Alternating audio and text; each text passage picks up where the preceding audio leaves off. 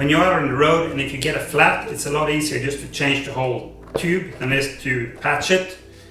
So what I'm going to do is I'm going to put in this heavy duty tube up front and up in the back, and then I'm going to use this standard tube that's inside the tires now as my spare. The reason why I'm going with this 4mm heavy duty tube is because I live in the deep south of the United States, and the amount of flats I've gotten here it's insane. Compared to what I got back in Europe, it's hardly anything, anytime. So also I'm going to review the little bead probe. These are little tire or bead breakers, and these are made of aluminum, so they're great to use when you're out on the road because they're not as heavy. But we'll see if they provide enough leverage, because they also have a built-in little spoon, so we'll see how they work. Also, I'm reviewing the little rally raid wrench, and this is for the front axle and this is for the rear axle, and this also has a 10mm little socket for the pinch bolts up front, so we'll see how that works.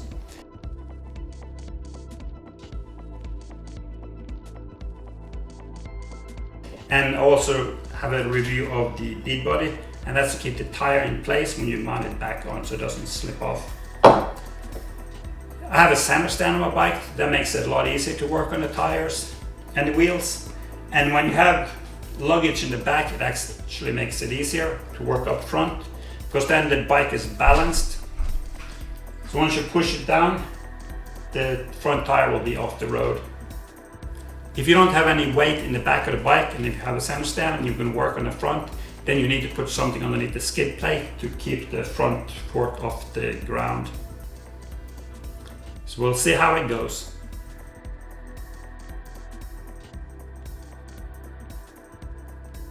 The first part is to remove the ABS sensor, and you need a little 10mm socket or wrench in order to do so.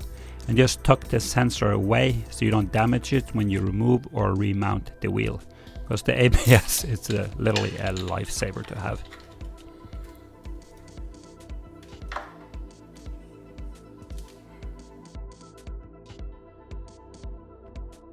Each brake caliper is held in place by 2 bolts, and you need a 12mm open end wrench or socket in order to remove them.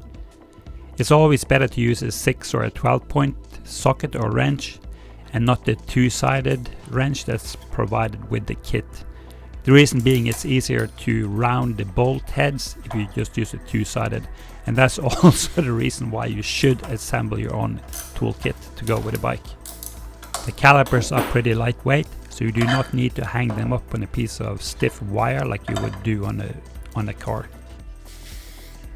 In addition to being torqued down, the front axle is also held in place by 2 little 6mm bolts, the pinch bolts, and you need a 10mm socket or open end box wrench in order to loosen them. And all you need to do is just make sure they're loose. You can just leave the bolts in place.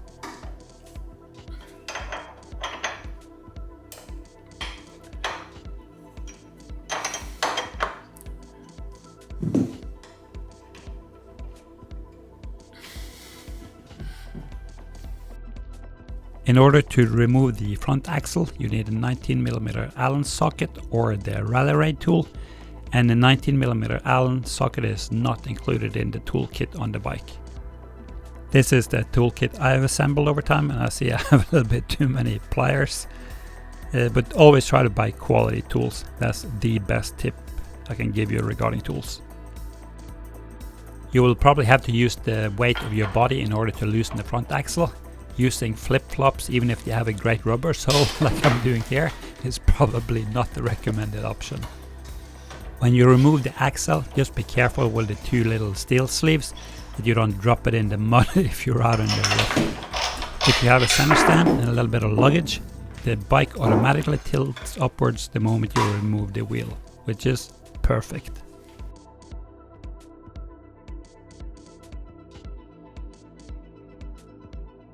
This 5-gallon, roughly 19-20 liters, is the most common bucket here in the United States, and it's used in everything from paint to gypsum mud to whatever, but they can also be bought empty.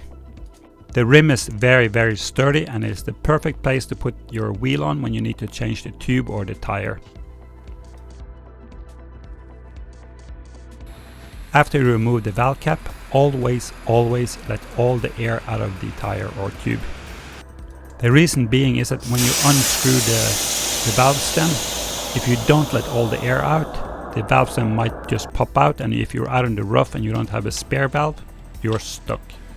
So always be patient, because it takes less time to let the air out of the tire completely than it takes to walk home.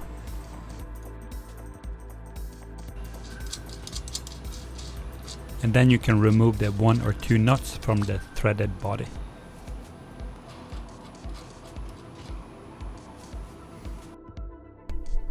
Removing the tire from the rim is a lot easier if you use some little plastic or wood pieces to push the edge of the tire away from the edge of the rim. The bead, the edge of the tire, has little steel wires embedded into them, and you cannot stretch them. So you need to move the bead into an area of smaller diameter, the center of the rim. So when you move the bead into the center of the tire on one side, then on the opposite side you can lure the bead over the edge of the rim.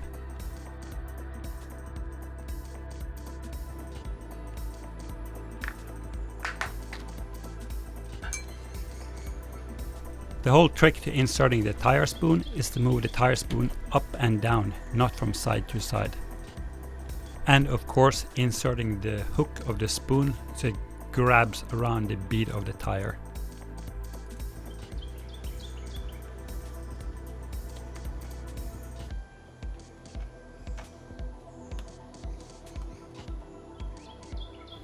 And then you can rest the tire spoon underneath the brake disc. Having 3 tire spoons for the initial beginning of the job makes it a lot easier. For the rest of the job and remounting the tire, usually 2 spoons will suffice.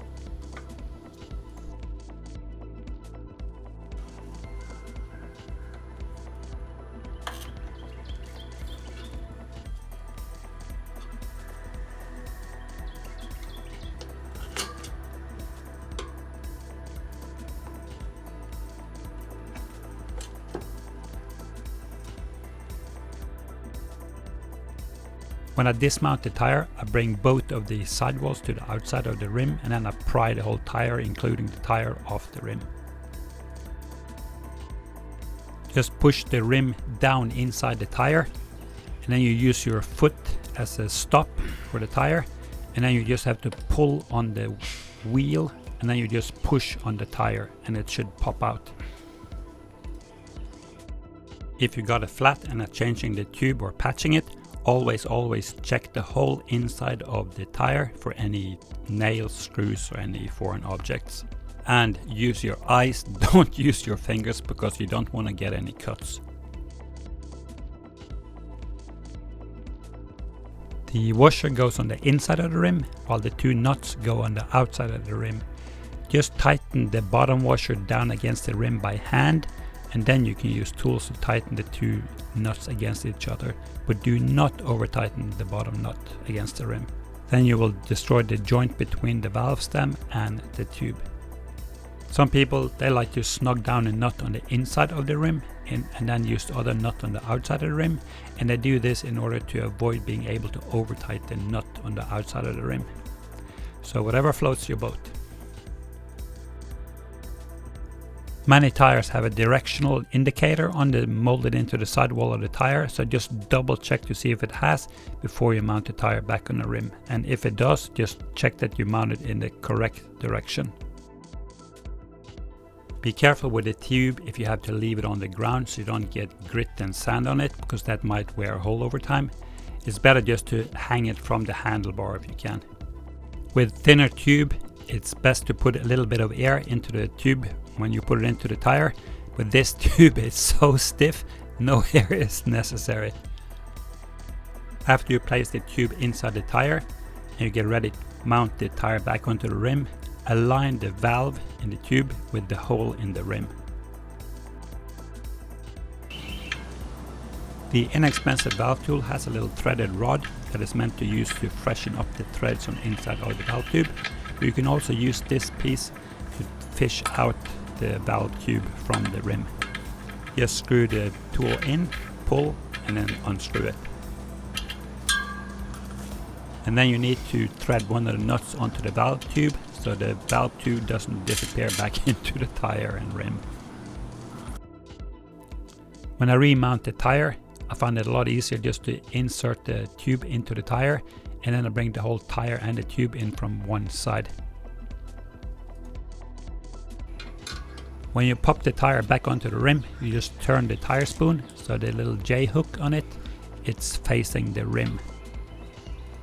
The bead body would be of some help once you get the initial sidewall behind the rim, but I find it works pretty good just by using the tire irons, especially in this bike.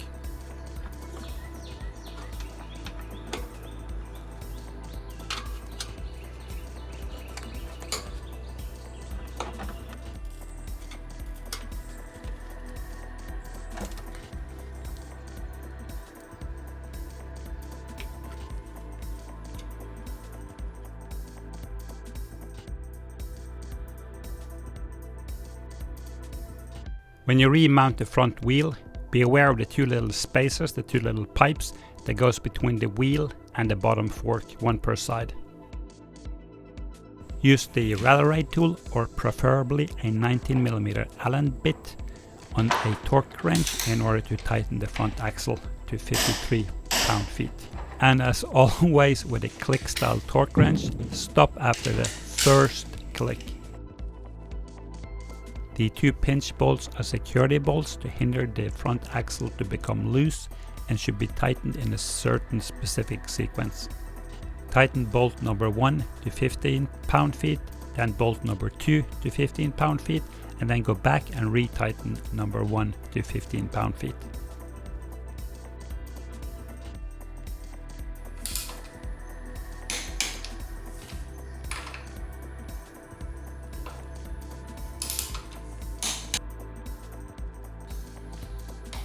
Each of the 4 brake caliper bolts up front should be torqued to 30 pound-feet or 40 Newton-meter.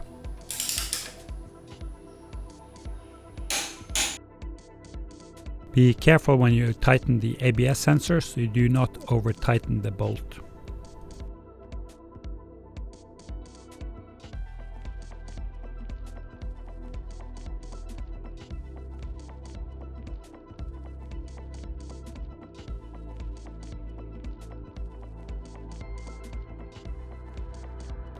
I tried one of these Motion Pro valve stem removers and it's not worth the money at all. The little gap on the bottom that grips onto the valve stem is too narrow.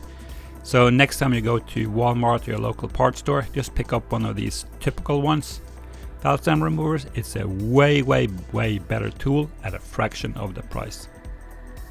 And another huge advantage is that you can use one of the little sides to release the air out of the valve before you unscrew the valve. The bead pros, they work well for breaking the bead on tires, but they do not really work that well as tire spoons. The parts of the tool that makes it possible to break the bead, they also make it very hard to use them for tire spoons because they're just too jagged and too pointed even when you wear leather gloves. A regular set of tire spoons are way less expensive, a little bit more heavy, but they're well worth it, and they'll make it a lot easier to remove and replace the tire on your rim. I find that using 2 little pieces of wood or plastic about 1/2 inch thick in order to keep the edge of the tire away from the rim, keep it in the center of the rim, works way better than the bead body. I really like the rim shields, but they have a tendency to just slip away when you use the tire spoons, and sometimes they make it a little bit hard to insert the tire spoons because of the thickness. So I find that most of the time I don't really use them. The Rally Ray tool is a pure gem of a tool and absolutely well worth having in your toolkit on your bike. My only gripe is that I wish they did not countersink the 10mm little socket, because if you try to use it on the ABS sensor, it's just slipping because that is such a very short head. So I hope they improve that.